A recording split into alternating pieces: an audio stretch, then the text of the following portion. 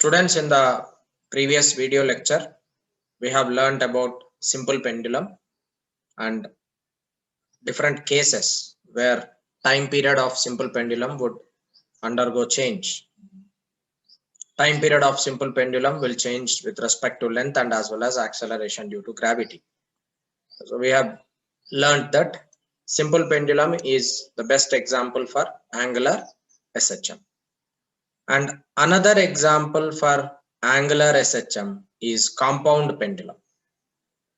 Compound pendulum is a pendulum, or it is a solid object.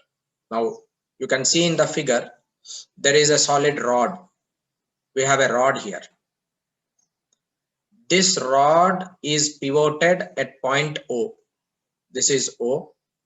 That rod is pivoted at point O. Pivoted means fixed. This rod is fixed at point O, and usually the rod would be like this. The rod would be like this. But when you are fixing at one end, if you are fixing this rod at one point, and if you apply force in this direction, then the rod would come to this new position, right? So rod would be coming to this new position. It comes to this new point.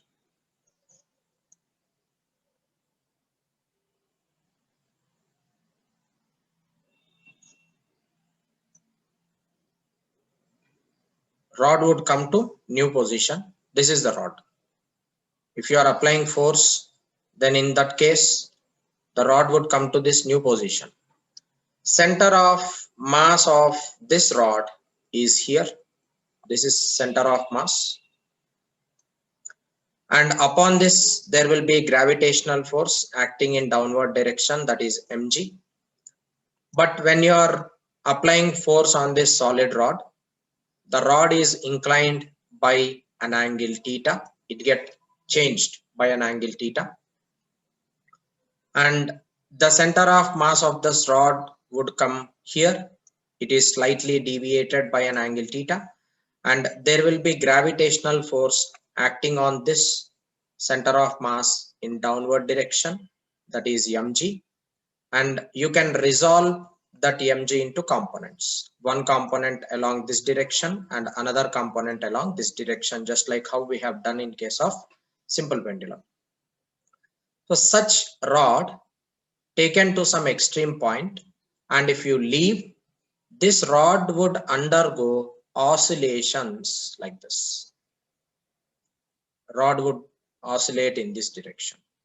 It goes to extreme point and come back to mean position, and again from here it goes to extreme point.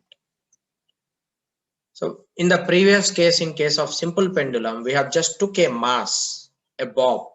That bob is displaced from its actual position so that it is oscillated. If instead of a bob, if you are taking a rod which is fixed at one end, and if you take that rod to one extreme position and if you leave it, it will execute oscillations. Now it is undergoing oscillations. Such type of oscillations made by a rod is said to be compound pendulum, and these oscillations are example for angular simple harmonic motions. These are angular, this exhibit angular SHM, and such type of pendulum is called compound pendulum. Simple pendulum mean only bob get oscillated. Compound pendulum mean a rod, or a rod can be made up of any material. It can be made up of steel, it can be made up of brass, it can be made up of wood. So any object like this becomes a compound pendulum. Now this is a solid object and you can just leave it. As a result, it goes to this extreme position, again comes back, goes to extreme position, it executes oscillations, and finally it comes to rest. So this is also one example of compound pendulum. It is executing angular SHM, and this is example for compound pendulum. Now we will derive equation for compound pendulum. So if you are taking a compound pendulum and if you are just disturbing it from its mean position, obviously it get disturbed and it execute angular simple harmonic motion. So for angular simple harmonic motion, definitely there should be some torque acting on this object, and that torque tau is equal to R perpendicular cross F. And this F is force which is provided by gravitational force, and that force is one of the component which is acting in downward direction is mg cos theta, and this is mg sin theta. Mg sin theta will act as restoring force, therefore torque acting on this object will be tau is equal to R perpendicular. So this perpendicular distance which you are considering is from center of mass of like from the point of suspension to center of mass of that particular rod. So this length from here to here, you need to take only this length. This is R perpendicular. I am considering it as R. So it is R into F. F is mg sin theta into sin 90, because these both are inclined by an angle of 90 degrees. So sin 90 will be equal to 1. So tau will be equal to mgr into sin theta.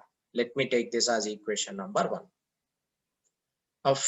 Now this torque which is acting on the compound pendulum is restoring torque. Because of that restoring torque, I need to put one negative sign over here. So tau is minus mgr into sin theta. That's equation number 1. Likewise, from rotational motion,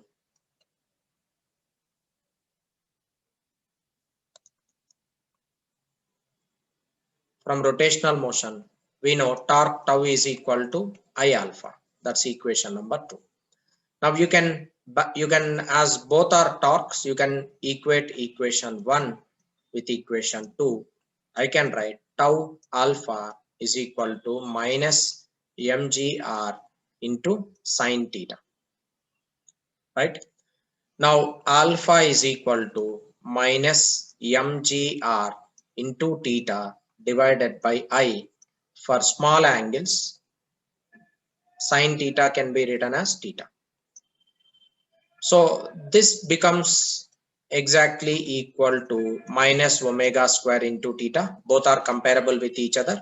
So therefore I can write omega square is equal to mgr divided by I. I is moment of inertia of this rod. Moment of inertia of the rod with axis fixed at one end, it will be mgr divided by moment of inertia of this rod axis fixed at that point is m L square. L square is nothing but 2r whole square divided by 3. Since I is equal to ml square divided by 3. Rod, if the axis is fixed at edge, its moment of inertia will be ml square by 3. If axis is fixed at center of the rod, then moment of inertia will be ml square divided by 12. Now substituting this m and m gets cancelled, and this r and 1r gets cancelled. Leftover will be omega square is equal to g, and this 3 goes to numerator, 3g divided by 4r. 3g divided by 4r. So what is omega? Omega now can be written as under root 3g divided by 4r.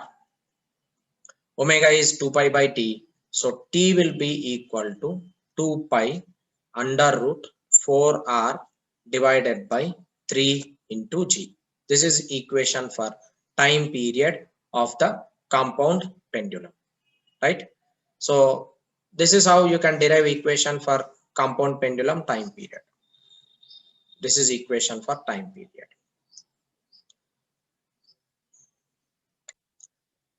If in general moment of inertia is not known to you, then you will just substitute moment of inertia as it is I.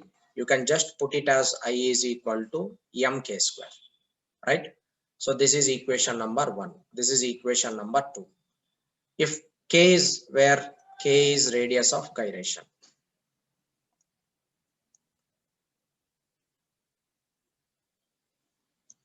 So if directly in the problem moment of inertia is given, then in such cases you will be writing omega is equal to under root mgr divided by I, and omega can be written as 2 pi by capital T. From here you can write capital T is equal to 2 pi under root I divided by mg into r. So clearly you can write time period is directly proportional to moment of inertia of the rod, and time period is inversely proportional to acceleration due to gravity. These are the two important conclusions derived from this equation. The time period is directly proportional to moment of inertia, and time period is inversely proportional to acceleration due to gravity. Another example for angular simple harmonic motion is torsional pendulum. Torsional pendulum. So what is meant by torsional pendulum? A torsional pendulum consists of a disc. Now you can see here there is a disc. This is a disc, and this disc is initially in rest position, and this disc is attached with a rod. Now this is a rod. Disc is attached with a rod, and along with that there is a spring here. There is a spring arranged to this rod. Now if you are rotating the disc, then there will be a torque experienced by that rod along with that spring. So clearly this spring will undergo compression or extension, like it gets squeezed. The spring will get squeezed. This spring look like this. This is the spring actually arranged. Now if you are taking this this end, and if you just pull this, as a result what happens to this spring? It gets squeezed. Likewise, when you are taking this disc, and if this disc is rotated by some angle, then the spring would get squeezed, and if you leave this disc, then it comes back to its original position because of the spring force acting on the disc. So manually you should rotate the disc. You are applying some force on the disc. As a result, disc would get rotated, and if you leave the disc, again because of the spring force, the disc would again come back to its original position, and but it does not come back to mean position. It will, like, because there is a spring force acting on the disc, spring force here it is this spring will apply some torque, right? So squeezed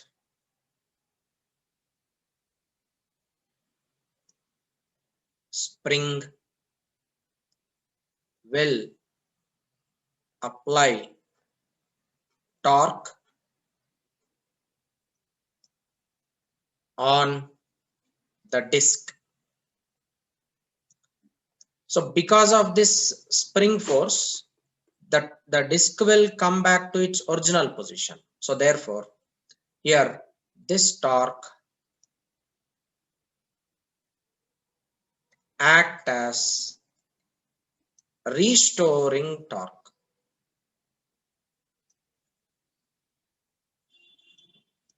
This torque act as restoring torque, and in case of squeezed spring, restoring torque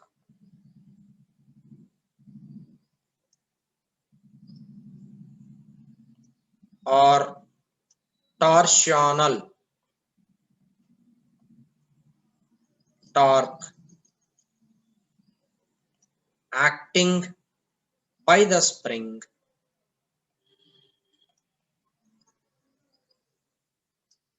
tau is equal to minus c into theta, where theta is called angular displacement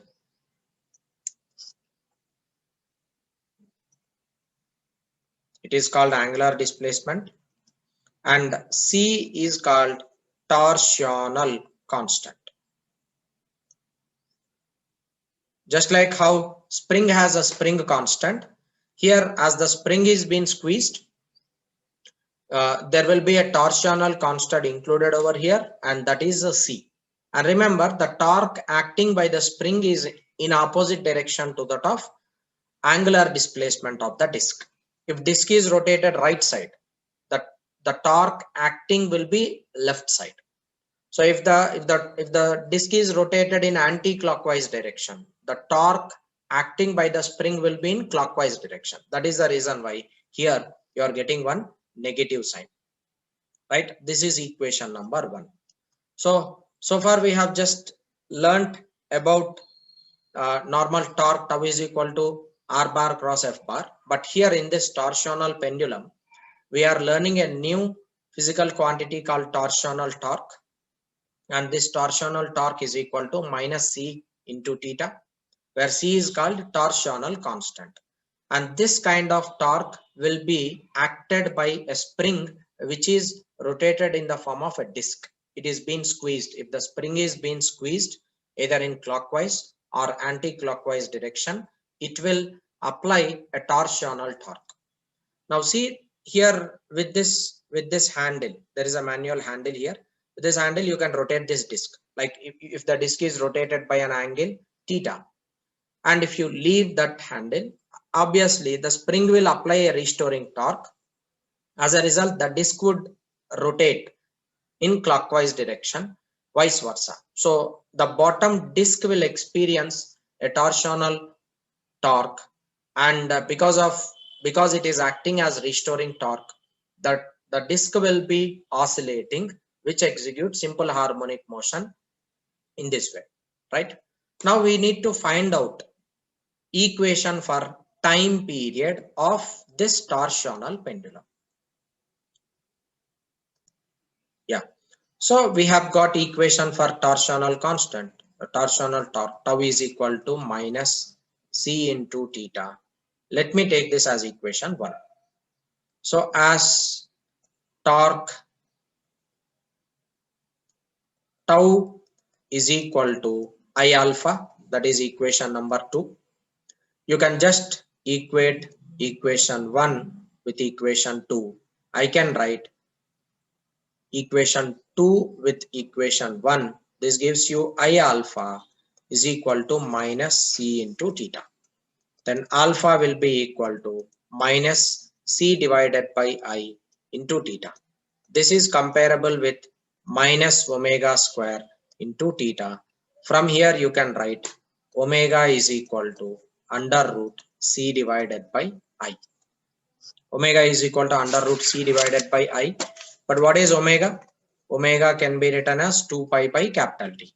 So from here capital T will be equal to 2 pi under root I divided by C. And in this case also time period is directly proportional to moment of inertia, where I is moment of inertia of the disk and C is torsional constant. It is torsional constant dependent on nature of the spring, nature of material of spring, nature of material of the spring.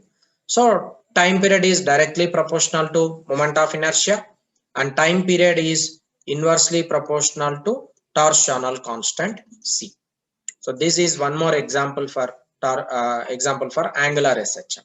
So in angular SHM, we have dealt with three different types of simple harmonic motions. First one is simple pendulum.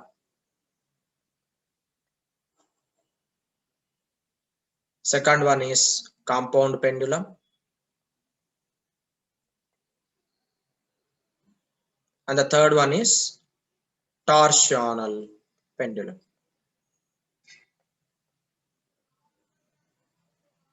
So these are the three important examples of angular simple harmonic motion.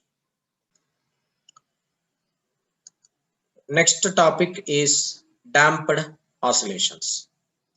So usually, like so far what we have learned in case of simple pendulum or in case of any oscillations which we have discussed till now, those oscillations are ideal oscillations. Ideal oscillations mean, for example, if you are taking an object which is starting at this position and we call it as mean position. From this mean position, it is displaced to this point and its position is called extreme position. And the amplitude between mean position and extreme position is 1 centimeter. So the mass which is at mean position is displaced to 1 centimeter, and again it goes back to mean position, and from mean position again it goes back to extreme position, and its length is -1. Oh, in case of ideal simple harmonic motions, what actually happens is that there is no frictional force here. Air friction we are neglecting, and any other frictional force we are neglecting. As a result, the object which is executing oscillations will have same amplitude for every oscillation. So right side it move by a distance of 1 centimeter, left side also it move a distance of 1 centimeter. In case of ideal oscillations, amplitude does not change. Amplitude would remain fixed. It is 1 centimeter always. But practically, does it happen? Practically, it does not happen. Say for example, you are taking a simple pendulum in air. Imagine that you are taking a simple pendulum. And this simple pendulum, if you drag to this extreme position and if you leave, what would happen? It will make oscillations. It goes to extreme position. Again, it come back to mean position. From morning to evening, does it continue oscillations? Obviously not, because there are some air forces which is acting on the pendulum in opposite direction to that of its motion. As a result, first oscillations, it have amplitude from here to here. And in next oscillation, amplitude slightly decreases. Bob will come only to this position. And in next oscillation, Bob will come to this position. And in next oscillation, Bob will come to this position. And in next oscillation, Bob will come to this position. And finally, it will come back to rest. What is happening to the amplitude in this case? Amplitude is decreasing, is it not? Amplitude decreases with time. Why there is decrease in the amplitude? Decrease in the amplitude is because there is a damping force acting on this object. Damping force can be air friction. Damping force can be friction between two surfaces. Damping force can be elastic. Damping force can be any means. Somehow, if it is decreasing the amplitude of that oscillation, it is called damping force. And such oscillations where the amplitude of pendulum or amplitude of the oscillations are decreasing with respect to time, such oscillations are called damped oscillations. Those oscillations are called damped oscillations. So how can you define damped oscillations? Damped oscillations are defined as periodic oscillations of decreasing amplitude. Periodic oscillations of decreasing amplitude are called damped oscillations.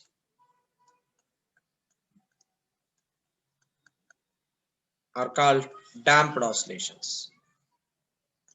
So what happens to amplitude? Amplitude will undergo decreasing. Amplitude die out. Amplitude slowly decreases. Say if you take example of this mass, first it is coming to this extreme position. Amplitude is equal to 1 centimeter. And after that, what happens to its amplitude? Its amplitude will decrease to 0.5. And after some time, its amplitude will decrease to 0.25. And finally, the amplitude will become 0. Total oscillation ceases out. So therefore, those oscillations whose amplitude is not maintained constant, but periodically that amplitude decreases with respect to time, such oscillations are called damped oscillations. Now, in case of regular oscillations, in case of normal oscillations, we have a graph like this. Amplitude of oscillations, it is -1, that is fixed. And amplitude here, it is +1, that is fixed. This is -a and this is +a, they are fixed. So for every oscillation, amplitude is repeated, same amplitude +1 and -1 is repeated continuously with respect to time.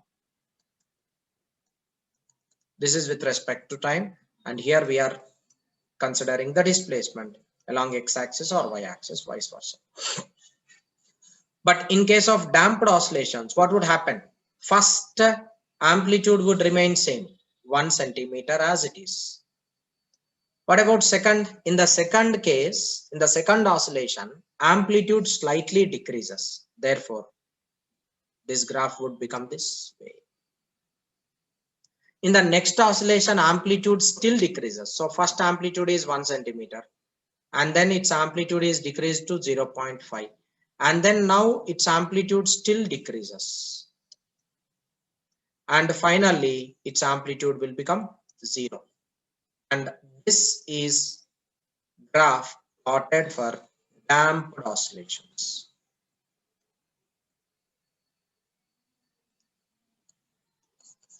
And this blue color graph, it is representing here, these are ideal oscillations. So practically there will be most of the cases there will be damped oscillations. Ideal oscillations are very very rare, because in the universe definitely there will be some kind of damping force acting on the oscillating object. So therefore practically all oscillations are damped oscillations. Only few exceptions we have, and those are ideal. If the oscillations are made in vacuum, then those oscillations will become ideal oscillations, because there will be no air, there will be no damping force acting on the oscillating body. As a result, it become ideal oscillations. But practically making a vacuum and oscillating the body is only for laboratory purpose. But practically, if you are generally going with any example of oscillations, that oscillation is damped oscillations. So damped oscillations graph can be plotted in such a way, amplitude is decreased with respect to time. Now clearly in this graph, you are able to see that this red color, amplitude initially is 2, and amplitude then becomes 1.5, amplitude then becomes 1, and amplitude then becomes 0.5, amplitude will finally tend to become 0. Likewise, if the oscillations are starting with amplitude +1, then its amplitude slightly decreases, and finally tend to become 0. So amplitude are dying out. Finally, the oscillations die out. Such oscillations are called damped oscillations. Now I'll play the animations which is on the screen. You can just understand by looking to that animation. You can check the animations provided there. Corresponding to the animation, there are graphs plotted. First amplitude is 1 centimeter, and then it is decreasing to 0.5, and then it decreases to 0.25, and then finally it comes to rest. Likewise, amplitude goes on decreases. You can take graphs for x and y, like displacement along x-axis and y-axis, and displacement with respect to time. So if you plot those two graphs, displacement with respect to time, first graph represents displacement with respect to time. Second graph represents displacement along y direction with respect to position along x-axis. So amplitude is dying out along x-axis and y-axis. Finally, amplitude will become 0. The oscillations die out. These are the examples of damped oscillations.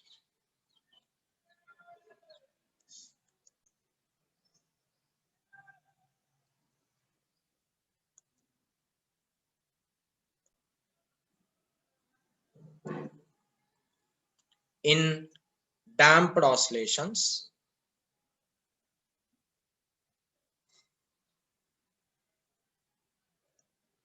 amplitude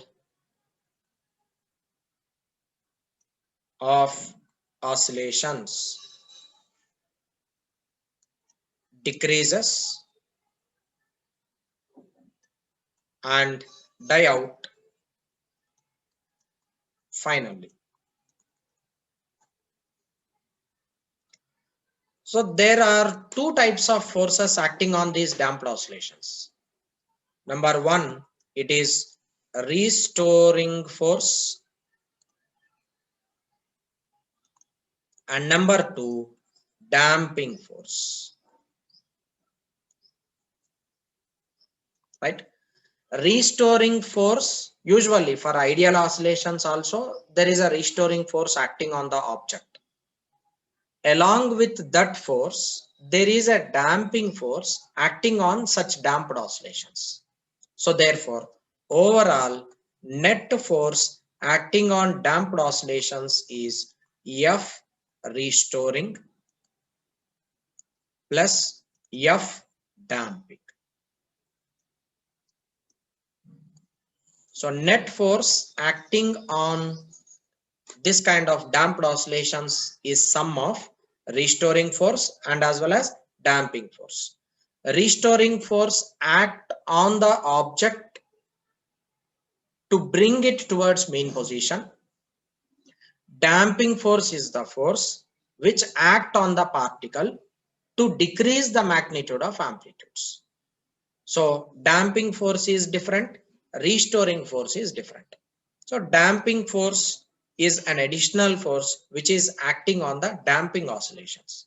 So far we only have learned, in case of ideal oscillations, we have just learned F is equal to minus kx, where k is some constant, and this kind of force is restoring force. Along with this force, there is an additional force which is acting on the damped oscillations, and that damped oscillations can be minus b into v, where v is equal to velocity of oscillating object. Velocity of oscillating object. So characteristics of damping force and how amplitude get decreased, and what is the equation for damping oscillations, we will be deriving in the next video lecture.